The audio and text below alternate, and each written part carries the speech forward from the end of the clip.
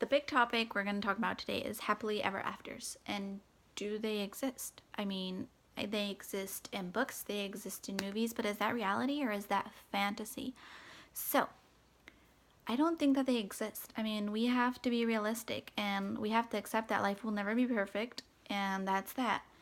So, like Scott Young said, we need some struggle to be happy, and he's absolutely right. We wouldn't appreciate the happy moments if we didn't have to go through hardships and constant obstacles in the way. I mean, it's obvious. I mean, in books, obviously, you see the common obstacles to get to this one significant other, or couples that can't be together because they're in a love triangle, but in the end, they're together.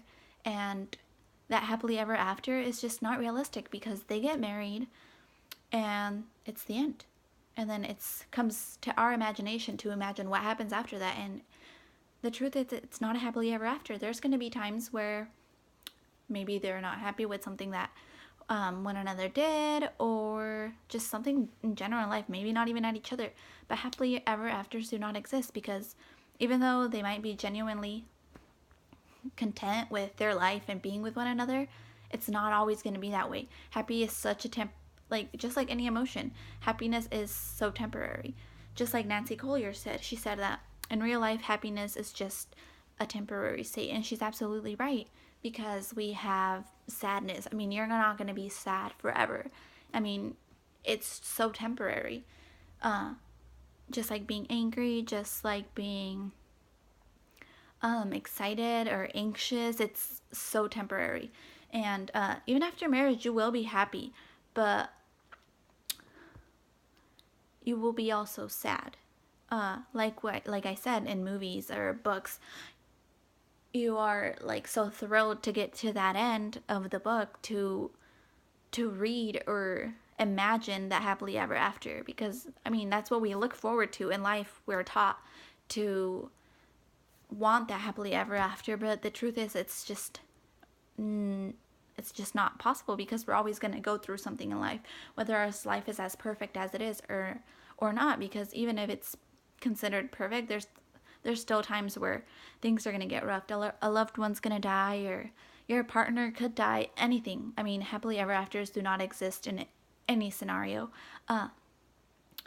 Feelings are temporary, like I said, and even after accomplishing marriage or whatever your idea of happily ever after is, there's still going to be rough patches in life, and it's reality, and I think we all have to learn to accept it. I mean, let's see, most of our parents are married, and I mean, they've reached their happily ever after, but not everything's dandy.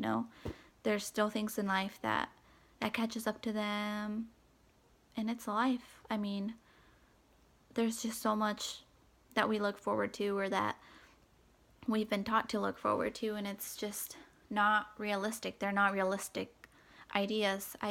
I believe that happily ever afters do not exist, because I'm a perfect example. I have a baby, I'm going to college, and I am happily, I live so happy with the person that I love. And I mean, there's still times where I just want to rip my hair out because I can't stand him, and that's completely normal. And we are seriously in a healthy relationship, but sometimes being together for just the weekend is a lot.